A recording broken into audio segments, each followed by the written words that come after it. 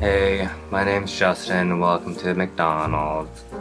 Just kidding. Hey guys, my name's Justin and welcome to Healthboro, where we hear about the design behind designer luxury. And if you do too, make sure to subscribe. So for today's video, I thought it would be really fun to do a bag review of the Moschino McDonald's Happy Meal bag. Made with a red leather and plastic handles, and then a nice little interwoven leather chain with a little magnetic little top, little face. So I want to start out by saying I did buy this bag secondhand, so I never owned it from like the start, which I think it will play a little bit into the review, but in any case, let me tell you about how I like to review things here. So if you're new here, I like to review bags on 5 different categories, and that's design, durability, comfort, investment value, and impact, like visual impact. I guess we can just get started, right? Design. This bag is incredible. The fact that it looks like the Happy Meal box is obviously the most recognizable thing. I mean, McDonald's is a global corporation. It's recognizable, I think, in at least a majority of countries across the world. So for Jeremy Scott's inaugural, is that right? For his first runway with Moschino as creative director, for him to have a little bit of a capsule where it's a focus on like McDonald's themed type things, I think is very fitting. Some of the elements are taken from Chanel, which Franco Moschino, when he was at the helm, he, I think, very much had almost like a disrespect for Chanel, and he would oftentimes like use some of the forms and kind of like, I think, like make fun of them, at least from my understanding. If I have it wrong, let me know. But then to see that kind of thing taken to, I think, like the nth degree with Jeremy Scott, how he fused Chanel house codes with McDonald's, I think that's just incredible, and I think it's hilarious. When you take a look at these kinds of things from fashion history, where it's something that has like a lot of hype and a lot of like attention from it, a lot of the times, I think when you weigh that hype, it's like, oh, is it actually like something impactful versus is it just something like that's here today, gone tomorrow? And I think like it's a mix of both. Like people still recognize this kind of stuff, but also like I think part of it's just stupid to be stupid. But let's take a look at the bag a little closer. So of course, like I said, there's the interwoven chain and leather handle. It has a red leather that matches the bag, and then it has this kind of like brassy color. Now the actual bag, it is structured, but it's kind of loosely structured. It's a little flimsy, but it still holds its shape quite well, I think. The handles actually are plastic. They've actually held up pretty well. I don't see too many like scratches or anything on them. And then the closure on the top. So it is plastic, but then I think there's like magnets built in, which I think is, I don't know, it's funny. You also get that clamshell phone feeling. And the inside is lined with this like red, satiny, like Moschino heart interior. And then there's a little bit of leather at the top as well. And then of course it has the Moschino Milano tag, and then of course it's made in Italy. I think one of the fun things too is the way that they finished the bag on the bottom. It made it look like actual packaging, which they didn't need to do. But I think it's clever, and I think it's charming. To me, I consider this, in at least some way, an iconic bag. I've shown this to people who aren't into fashion, and in any case, like, they think it's hilarious. And these are like designy people, right? I just think the design of it is like so stupid. Like, Moschino is definitely one of those brands where like they do stupid stuff a lot, and I love it. It's definitely like up there when it comes to like the kind of commentary they have. You know, it's not always winners, but when they do it well, it's done really great. I mean, even looking at the face that's on here, it's not just printed on, it's actually embroidered onto the leather, which I think adds that little bit of detail as well. And then finishing off with Moschino, over 20 billion served, kind of a riff off of the McDonald's sign. This bag is hilarious, and it still has like a feeling of quality about it. So for me, when it comes to the design of it, I think this bag gets a 10. So the next category is durability. So I think I mentioned it like really quickly when I was talking about the design of it, but this bag is a little flimsy. Like it is structured, but then you can like kind of see how it like folds in a little bit. I will say the base does feel super stiff and the handles are excellent condition still despite this being secondhand. But then like the clothing, if you look at that, like the folding is fine. I don't expect anything to be like, you know, pristine when it comes to something that's of use, but one thing I did want to point out is actually the chain handle. You can tell this bag was loved and used often because the chain handle, it is pretty worn down. Instead of this like shiny brassy gold color, it's really worn down to like that patinaed brass look where it's kind of like a brownish. I think it's not super noticeable from a distance because there is enough gold still left on the sides so that that's like the general like takeaway that people have. It's like, oh, okay, it's just like a gold chain. But I will say that like for like a luxury product like this, I would expect like the chain to like at least last longer than, I don't know, like just, I don't know, this makes it feel very cheap.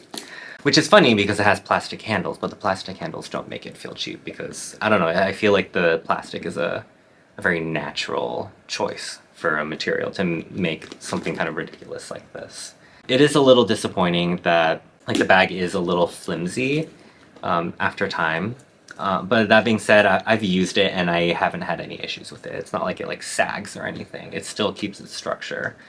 But yeah, I think the big disappointing thing for me is like this chain, and like I know I shouldn't like actually be comparing it to Chanel because Chanel is like a premier fashion house, while Moschino, though it is like designer, it's like I would say it's like, yeah, it's luxury, but like I don't know, I guess I just expect more from it. But other than that, I'd say it's pretty you know, average.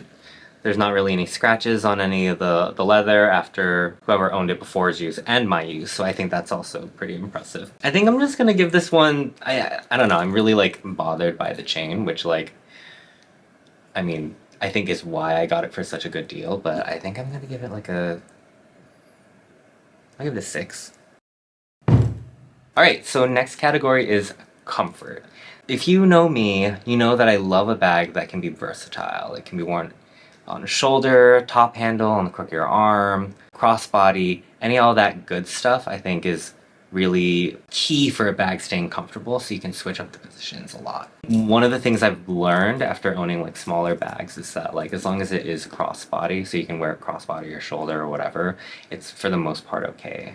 And I think you could say the same for this one. Obviously like if you held it by the top handle, you just stick your finger through here, so it's not like the most practical thing, although I have done it, I think. But then having this long chain strap so that you can wear it crossbody or on your shoulder, I think it is substantial enough. And because the bag isn't so big, it doesn't, you can't put too much in it, so it never gets that heavy.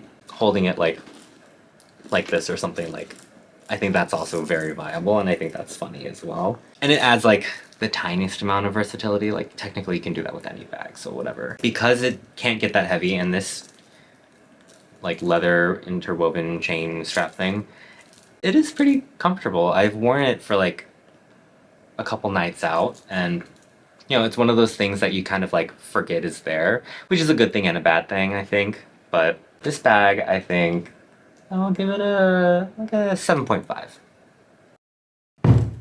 Investment value is the next category. So I always say investment value is not the most important category for me, but I do know it's important for some people. I was surprised at how well the value of these bags is holding up. Obviously, some people are charging a bit much, so you know, those bags have been on these lists for a while if you go on like eBay, Vestiaire, or whatever. But I did get this one for a pretty affordable price, I think because the chain is so damaged, and like when I did get it, it doesn't anymore, but it smelled like a lot like perfume. Now it just kind of like smells like leather, which I'm like, thank God. But these bags, I'm still seeing like at MSRP, or some of them even like a little bit more. I only got like 20% off MSRP or like 30% off MSRP, whatever that was, with it being so damaged, which I know some of you might be like, well, that's not a great deal, but like it was also like the cheapest I had seen it at all.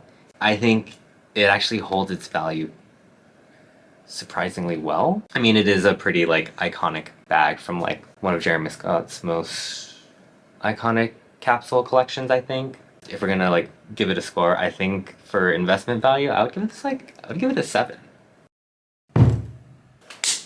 All right, last category, impact. Does that answer any questions? I know I talked about it a lot during the design category, but the fact that it is this like mashup of like this global food brand, like illegitimately, and Chanel house codes as well, mostly from the McDonald's side, I think the impact is astronomical. Like I said, I showed this to friends who aren't into fashion, but they're into design, and I thought it was hilarious. I've been complimented on this bag by random strangers. I've been laughed at because of this bag by random strangers. And like, you know, like if you love attention like me, it doesn't matter what kind of attention it is. People will just give you attention and you're like, cool, thanks, I'll take it. Except for bad attention. Please don't give me bad attention. This is definitely one of those statement bags where like when you wear it out, because it's also like bright freaking red, like yellow M handles, like people will recognize it. They might even think that you're just wearing a McDonald's bag, which is also like beautiful. Love that. I would love for that misunderstanding to happen because I think that's hilarious. The score I would give for this one, I mean, it's kind of obvious, so we can all say it together. This bag gets a 10. Woo! Alright, so the final score of this bag is 40.5, so that is like a B minus, like a really base level B, and I would say this bag deserves it. It's not necessarily anything to write home about, except for the fact that this looks insane, and people will call you insane for carrying it, and you'll feel a little insane carrying it, especially if you like, you know, dress up for the look. But that being said, like, it's not like super performer, it's not very practical, but I would say that's a pretty fair score for an iconic looking bag like this. But yeah, let me know, do you think this score is fair? Do you think it should get lower because this is a terrible, terrible bag? I would disagree with you. Well, no, it's pretty terrible. Like, it's very stupid, but in a way that I love. Or do you think it should have been higher? I don't know, let me know. Do you like this bag? Do you want this bag? Did you know this bag existed? Let me know, I love to hear from you guys. But that's all I have for you today. If you like this video, please make sure to like and subscribe. It lets me know that you like this kind of content and that you too care about the design behind designer luxury. Until next time, order up!